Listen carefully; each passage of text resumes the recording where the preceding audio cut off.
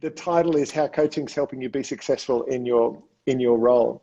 But maybe if you can just go back to the coach training to start, because you completed coach training last year, and was it any in 2019 or was it all in 2020? 2020, yeah. And yeah. So I completed it this year, early this year, I would say. That's right. Yes. So in terms of your learnings, what were the standout things for you around coaching that were kind of quite memorable or surprising even? Yeah. So yeah, I would say, John, it's been the start of my coaching journey. I have a long list of learnings, but I'll probably just talk about a couple of standout ones for me. I've really incredibly, found this so useful. So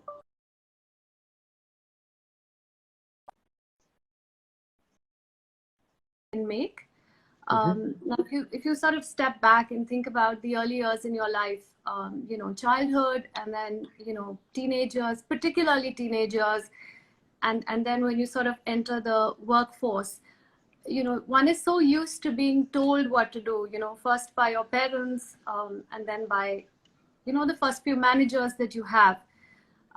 So you sort of, years and years of conditioning makes you sort of believe that you don't have the answers yourself, and you need to be told what to do. Someone needs to direct you and give you advice and sort of tell you what to do. So a huge personal reflection for me has been that coaching sort of helps you make that fundamental shift in thinking, that you have all the answers and you have all the resources within you. It's through powerful questions and listening, and of course there are many other tools and techniques that you can learn through coaching. It just helps you create that fundamental shift that you can discover the answers. So whatever situation you're in, whatever challenges come your way, you have all the answers and you can come up with solutions for yourself. So that's been one personal reflection for me on this journey. And any others kind of stand out? Because I mean, that's quite a fundamental kind of mindset shift, about yourself and obviously about others. But any other standout learnings that you'd like to share? Yeah, I think another great learning for me has been contracting. Now in coaching language, contracting is, I mean, putting it very simply, it's just partnering with the person on the other side to really agree on what outcomes you want to achieve, and how do you want to spend this time? What are we looking to achieve? So really showing interest in what the other person wants and expects, and listening to them. So another. Yeah, I think contracting is a really powerful way to sort of build trusting relationships in general, create that, bring your authentic self to a conversation, and partner with people. What are we trying to get at? What's our goal? And I find contracting in almost every conversation now. It's just something that you've taught me so well, John. I was going to say, I'm sitting here with this big smile on my face going, oh, as your trainer for that, the fact that you've taken contracting and you're putting it into all these different conversations to get the permission to, partner and agree and kind of work collaboratively. It's just music to my ears. So thank you very much, Diya. That's lovely to hear.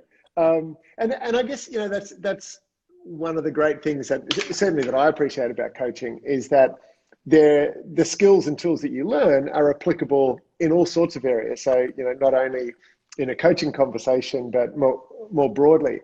And I guess that's where I'd love to hear more from you about, in terms of, with the skills and concepts and frameworks that you learned in the coach training, how have you applied them, just in a day-to-day kind of scenario at work, maybe that more informal kind of way?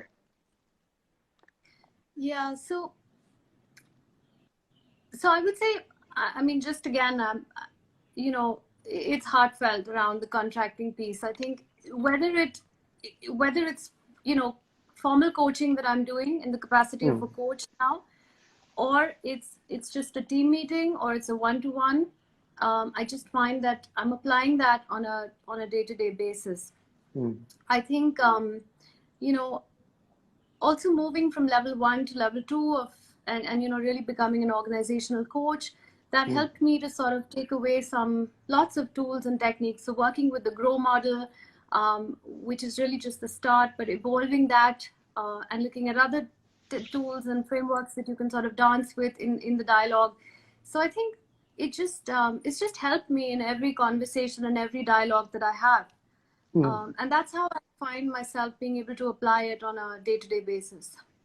And could you give me a couple of examples of maybe those everyday conversations? Like you mentioned a meeting, or, you know, is it, I don't know, are they more operational kind of conversations? Are they more performance conversations? Are they more that kind of developmental type conversations, or obviously a whole heap more, but maybe just a couple of examples to help understand?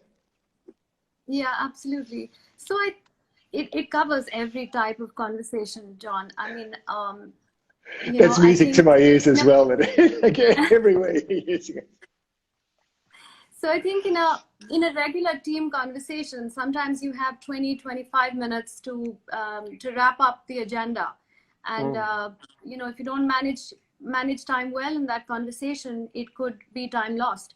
So I find myself just asking, okay, we've all come together today. What's the best way we could spend our time? You know, what are we looking to get out of the 20 minutes that we have together? It could be a developmental conversation where I'm, you know, asking maybe the other individual, you know, what would you want to take away from the conversation today? Is there a particular situation that you want to talk about, or, you know, or something? What would you want to talk about? You know, so it's about really throwing the ball in the other person's court and letting them decide what's the best outcome they want. Yeah. And so with the application of your coaching skills, what's been the impact to the other person, or, you know, in a team? You know, how's the meeting gone differently, or what has the other person done or doing differently as a result of the coaching, do you think? So, you know, I am, you know, so I am starting to sort of see shifts in people that I'm working with in a coaching capacity. And, you know, so that's one area where I'm seeing a difference. And I think sometimes when you really want to create shifts in thinking, and you want to shift people's perspectives, coaching sort of gives you the toolkit to be able to do that. So through powerful questions, impactful questions that you can ask, through some other tools and techniques, through deep listening, you can sort of create those little aha moments for people. So rather than sort of being very direct in one's communication style, or sometimes being blunt, coaching enables you to really shift perspectives, shift thinking, challenge the other person, you know, in a very non-threatening way. And I guess that's the beauty of it, is that there is a degree of challenge, but as you say, it's non-threatening. So it's not as if you kind of, they feel attacked or interrogated, but there's a degree of support and trust in that. Can you remember any ahas, like in any of the conversation where the other person's got, oh my God, I see that differently now, or I hadn't thought of that? Any that you'd like to share? Yeah, so I was doing a debrief, facilitating a debrief conversation for a team recently. Yeah. And, you know, just through the right questions, I mean, the team it just helped the team to pause and reflect on things themselves, rather than me telling them that this is, let's say, what the team assessment is saying about you. And sometimes just flipping the question around and asking them, what would you do in a situation like that? Let's say Yeah. you're going through a strained relationship with your boss, for Yeah. instance, and the individual comes saying that, look, I'm having a tough time with my boss, and I just don't know what to do. And a simple question like, okay, what would your boss be feeling right now? Or what do you think your boss is saying about this right now? I mean, Ah. that's a question I used, and it did create some aha moments. It did create a little bit of challenge. Got the coachee a little uncomfortable for a few minutes. Well, it's interesting. So obviously you're not coaching me now, but even when you ask that question, I go, gee, I wasn't expecting that question. I'm a bit kind of surprised. So, and I guess that's the, one of the things about coaching is that you never really know what the next question is. So there's always an element of surprise, but yeah, that was a cracker. Diya, your organization, Fidelity, is sponsoring you and others to do the coach training. What do you think they are hoping to get out of their investment in you and others in having coaching capability? Yeah, so I think our ambition and our vision as an organization, John, is really to create a coaching culture, and to take a more coaching approach to management and leadership, where managers and leaders are coaching. That's their way of being, and that's their style of management and leadership. So really taking a coaching approach to management and leadership. We're at very, very early stages of starting to do this. But that's really our ambition. And it's also about making sure that managers and leaders coach their teams to their full potential. And imagine what that would really do in terms of improving organizational performance and accountability for people and well-being. So that's really that's where we want to go. Really weave it into how we do things. It's not just what we do, but the behaviors and the values matter. So that's really what we want to get after. Because I know, talking to you before, what you said is that Fidelity has a strong care for their people and a strong kind of learning culture, and I guess they see that coaching potentially is going to add to the learning capability of the organization, and then maybe kind of help us adapt and that.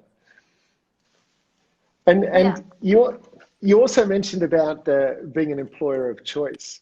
How do you think coaching is going to help Fidelity kind of move to that place of being an employer of choice? Yeah, so coaching would do a number of things. I mean, again, I said, imagine if managers and leaders are doing this all the time. Yeah. People would be able to achieve their goals. They'd have higher accountability.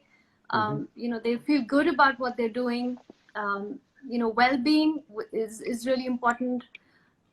And I think most importantly, a growth mindset and a culture of continuous learning. So we really give meaning to people, a lot of meaning to what they do. And that would just strengthen our, ability to sort of attract, retain, grow, talent, and help us be the employer of choice. Yeah. Okay. So that retention, because that's a huge expense for a lot of organizations. So if you can kind of reduce that a little bit, there must be huge cost savings, but huge benefits in holding the talent internally as well. Absolutely.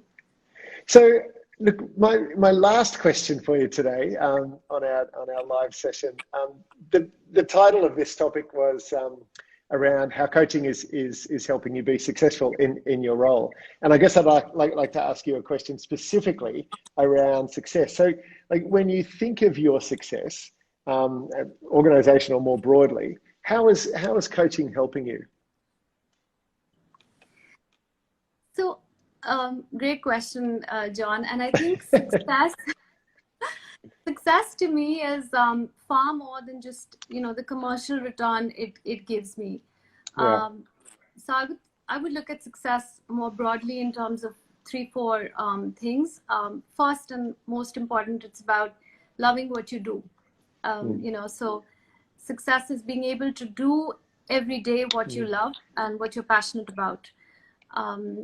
Success to me is also about constantly sort of reskilling myself and keeping myself up to date with what's happening, how things are moving.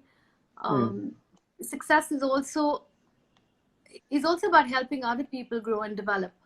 So that's hugely fulfilling and very, very gratifying.